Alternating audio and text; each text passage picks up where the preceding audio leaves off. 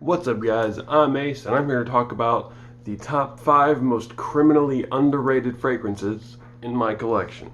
Alright, so starting off strong, we got Ferrari Bright Neroli. This is one that gets some talk in the community. I just don't think it gets enough talk, because there are a few people that have mentioned it, but man, this one kills it. And it kills it for like 20 bucks, man.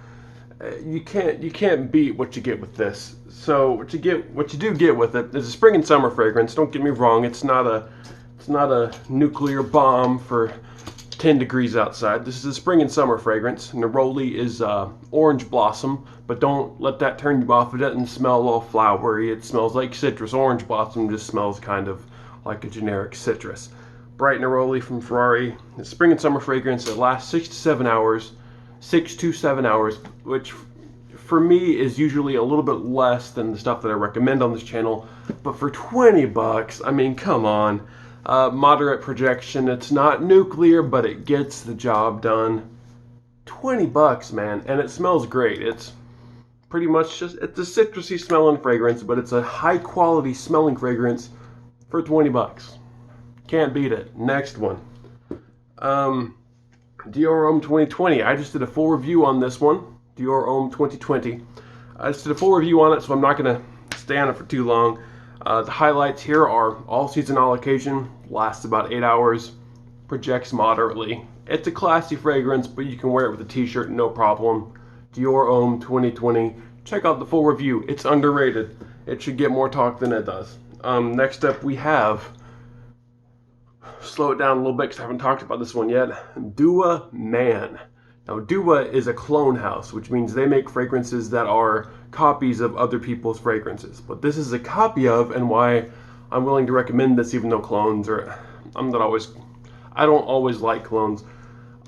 This is a clone of an older formulation of Le Male from Jean Paul Gaultier.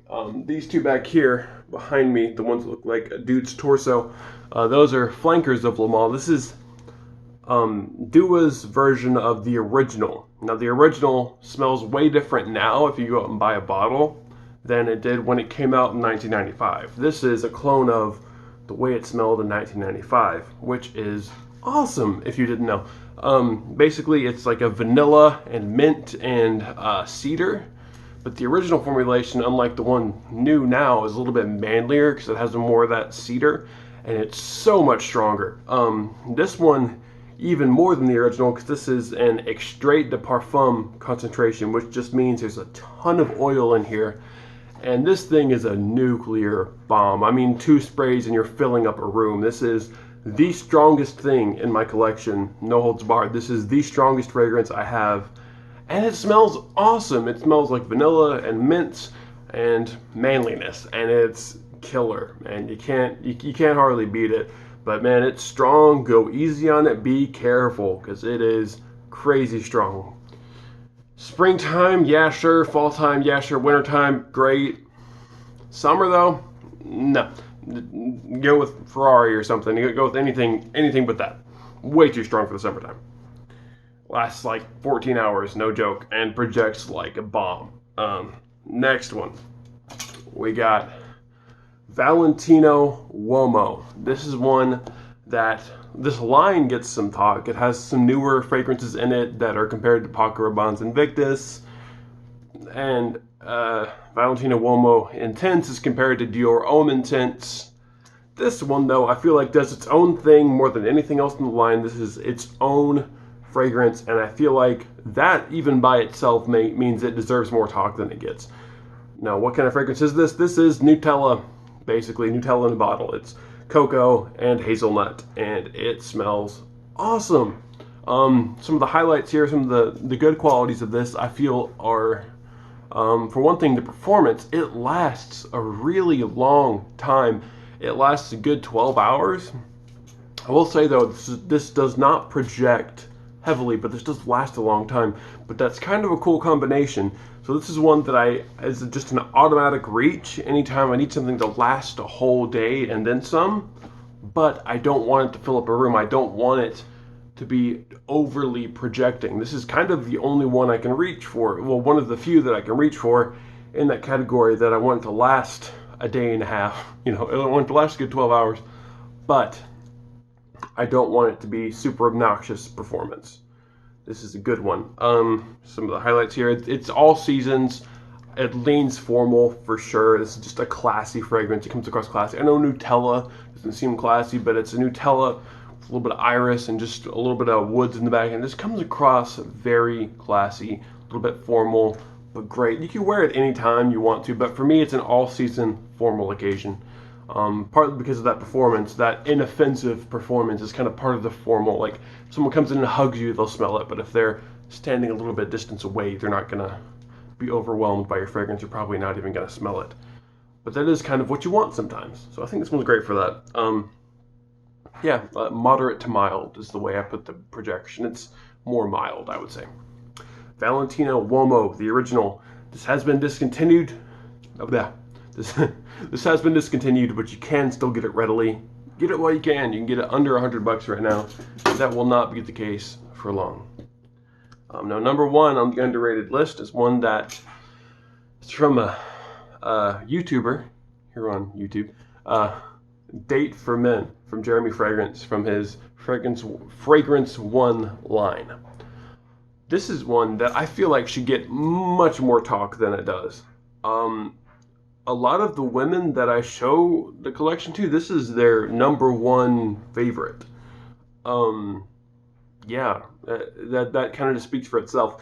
It does get a comparison to Jean Paul Gaultier Ultra Male, which is blue bottle back here. And that's just because it is fruity and sweet.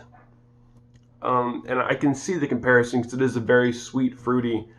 But to me, if you're going to make that comparison to Ultra Male, this is a masculine version of Ultra Male, because Ultra Male can come across very feminine because the fruit in that one is pear, and it's a synthetic pear, kind of a candy synthetic sweet pear like you get in a lot of women's perfume.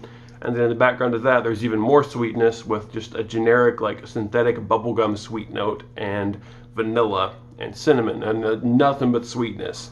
So it can come across pretty feminine. This is kind of like the masculine version of it. I will say this one lasts even longer than Ultra Male. And Ultra Male is known to be a great performing fragrance. This one lasts even longer, but this is not a room-filling projector. This is a moderate projection, great for, like it says on the bottle, date nights. You're not going to overwhelm the person sitting across the table, but when she comes in for a hug or it's after the date, it's more than enough, and it will last no matter how long that date lasts. Great for that, and it is a lot of women's favorite, and it's like a more masculine Ultra Male. Basically, the way this goes is it's a very sweet, citrusy opening with an orange note that's very sweetened. And then as it dries down, that goes into more of a woodsy base, but it's a very dark, masculine. It's just a great woodsy base, but that sweetness and that citrusy, fruity touch stays the whole way, and it smells great the whole way, and it lasts a good 12 hours. Hard to beat that moderate projection that stays for hours and hours and hours. This should get more talk. My buddy over there at Redolescence does talk about it some, but this deserves much more hype than it gets. This is one of the better fall fragrances out there. I don't think this made my fall list, which is my bad. It should have. This is a fantastic fragrance, and it's number one on my top 5 most criminally underrated fragrances. Date for Men from Fragrance One, from my buddy over there, Jeremy Fragrance. All right. So, what are some things that you guys own that you think are underrated? Maybe some that I haven't even tried yet that I should try. I love that stuff. I'm always looking for more stuff to try out. Even if it's just in sample form, sometimes I'll buy a full bottle like I just did with Halloween Man X, which probably going to get a review here soon once I get that one in.